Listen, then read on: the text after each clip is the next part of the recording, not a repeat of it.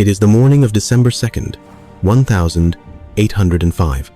The air is frigid, and the battlefield is wrapped in a thick, wet fog. Below the strategic Pratzen Heights, which Napoleon has cunningly left for the enemy to take, nearly 73,000 soldiers of the Grande Armée wait. Their emperor has a plan. He's faked weakness, practically begging the 85,000-strong Allied army to attack his right flank, stretch their lines thin, and expose their center. It's a huge gamble, all hinging on perfect timing and the fog of war. But today, that fog is about to take on a whole new meaning. At first, it's just a sound. A deep, rhythmic whump, whump, whump that makes no sense. It's not the jingle of horse tack or the rumble of cannon wheels. It's a mechanical, predatory pulse that seems to come from the clouds themselves. Then, a shape emerges from the thickest part of the fog. It's not a bird. It's not a balloon.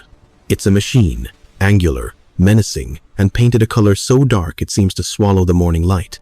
It just hangs there, motionless, like a dragonfly from a nightmare. For the soldiers of the Allied third column, marching to assault the French right flank, it is an apparition, a demon. They halt, frozen, their orders totally forgotten. On a nearby hill, Napoleon Bonaparte himself, the master of the battlefield, lowers his spyglass, completely baffled. His plan accounted for everything, but it never included a god in the machine. What they're all seeing is an AH-64E Apache, the apex predator of the 21st century. In its cockpit, two pilots look down at a scene straight out of a history book. Their sensors paint the world in the ghostly white and black of thermal vision. On their screens, thousands of soldiers packed into dense formations glow like embers. The brightest spots are the enemy's artillery batteries, over 100 cannons, the pride of the Allied army, all lined up and ready to fire. For the Apache, they're just target number one. The Apache doesn't even have to get close. It operates on a scale of lethality the 19th century just can't comprehend. From a standoff distance of over 5 kilometers, well outside the range of the best cannon on the field, the gunner selects his first targets.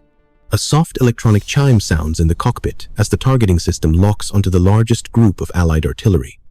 The first AGM-114 Hellfire missile launches with a nearly silent whoosh. To the French soldiers watching, it's just a bizarre streak of smoke in the sky. To the Allied artillerymen gathered around their guns, there's no warning at all. The impact is apocalyptic. A 19th century cannon is a simple machine of iron and wood. A Hellfire missile is designed to destroy modern tanks. The explosion doesn't just destroy the gun, it vaporizes it. The cannon, the carriage, and the dozen men around it are instantly gone in a flash of white-hot energy. Before the boom even reaches the French lines, the gunner has already sent a second missile, and a third. In less than a minute, 16 Hellfire missiles are in the air, each screaming toward a different artillery position. The Pratzen Heights erupt in a chain of devastating explosions. The Allies' main artillery battery simply ceases to exist. Horses, men, and tons of iron are twisted into a smoldering ruin. The psychological shock is absolute. This isn't war, it's divine punishment. You can fight men, but how do you fight a miracle or a curse? The battle has been raging for less than 5 minutes, and the Apache has already eliminated one of Napoleon's biggest threats. The harvest has just begun. Chaos is a weapon, and the Apache is an artist. Across the Allied columns, all discipline vanishes. How can you command men against something you can't even understand? Generals are shouting orders that no one is following. Officers are drawing their swords on their own, fleeing troops. Entire regiments that had marched proudly onto the field just minutes before dissolve into a panicked mob. As far as they're concerned, a flying demon is raining hellfire from an invulnerable perch in the sky. In the Allied headquarters, it's pure confusion. Tsar Alexander is horrified, convinced he's witnessing some kind of biblical event. General Kutuzov, the actual commander of the Allied forces, is completely stunned. Is it a new French secret weapon? A massive, hidden mortar? The reports he's getting are just nonsense, babbling about a flying monster and fire from heaven. But on the other side of the field, Napoleon Bonaparte's mind is racing. The shock has passed, replaced by the cold, calculating opportunism that makes him a genius. He doesn't know what he's seeing, but he understands its effect. His enemies are in total disarray. Their command is shattered. Their morale is gone. This thing might be a mystery, but it's a mystery that's fighting on his side. He sees the Allied columns that were supposed to crush his right flank now falter and break.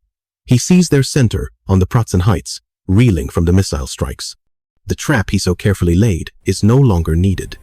The door isn't just open, it's been blown clean off its hinges. One sharp blow and the war is over, he'd told his marshal just an hour before. Now he sees his chance. He gives the order for his main force to advance up the heights, not into a prepared defense, but into a vacuum of pure terror. For all its godlike power, the metal demon has a weakness. An Apache can only carry so much death, and it runs on fuel. In the cockpit, the pilots see a warning flash on their displays. Winchester. They're out of Hellfire missiles. But it's far from helpless. With its main missiles gone, the gunship shifts its role. It swoops low over the battlefield, its shadow passing over thousands of terrified soldiers. The new target, the dense infantry squares of the Russian army. These formations were designed to repel cavalry charges, but against a threat from above, they're just tragic, wool-coated bullseyes. The gunner links the M230-30mm chain gun to his helmet. Where he looks, the gun looks. He glances at a packed Russian column, and the weapon follows his gaze. The sound of the chain gun is a monstrous buzz, followed by a torrent of high-explosive rounds firing at over 600 per minute. Against unprotected infantry, it's not a fight, it's an extermination. The rounds don't just kill, they disintegrate. The Russian Imperial Guard, sent to stabilize the collapsing center, charges forward, only to be met by the same indifferent mechanical slaughter. Their bayonets are useless. Their muskets, with an effective range of maybe 100 meters, can't possibly touch the machine flitting effortlessly above them. The Apache's pilots work in sync with Napoleon's attack. As Marshal Soult's corps surges up the Pratzen Heights, the Apache acts as their eyes and vanguard, using its thermal sights to see through the smoke and picking off pockets of resistance before the French infantry even gets there.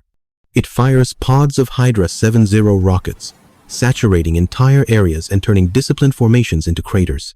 The battle for the heights, which should have been a bloody, hours-long struggle, is over in 30 minutes. The Allied army doesn't retreat.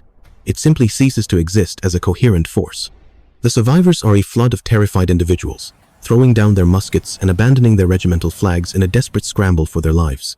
The Apache, its ammunition now critically low, makes one last, terrifying pass over the fleeing masses before banking away, disappearing back into the clouds as mysteriously as it arrived. The silence it leaves behind is deafening. The Battle of Austerlitz is over. Instead of the historical French losses of around 8,300 killed and wounded, and the Allied losses of around 27,000 killed, wounded, and captured, the casualties are brutally one-sided. The French have suffered maybe a few hundred casualties. The Allied army has been effectively annihilated. Napoleon Bonaparte stands on the captured Pratzen Heights, not just as the victor, but as the undisputed master of Europe. There's no need for negotiations. He has likely captured 2 emperors in the chaos. The Napoleonic Wars are, for all practical purposes, finished. There will be no bloody campaign in Spain, no disastrous invasion of Russia, and no Waterloo. History is broken. Does this one event accelerate technological change by centuries, as everyone races to understand the demon of Austerlitz? Or does it stifle progress, cementing an empire so powerful that no innovation can challenge it? The lone Apache helicopter becomes the most significant and terrifying mystery in human history. Its wreckage, if ever found, would be the holiest relic of a future that was never meant to be. Bottom line. The arrival of a single AH-64 Apache at Austerlitz shows the terrifying gap between industrial warfare and the information age. It proves that courage, tactics, and even Napoleon's genius are ultimately no match for overwhelming technological superiority. The Grande Armée was the pinnacle of its time, but against one machine from our era, it was little more than chaff in the wind. What other historical battles do you think could be flipped on their head by a single piece of modern tech? An F-35 at the Battle of Midway? A stealth submarine at Trafalgar? Let us know in the comments below.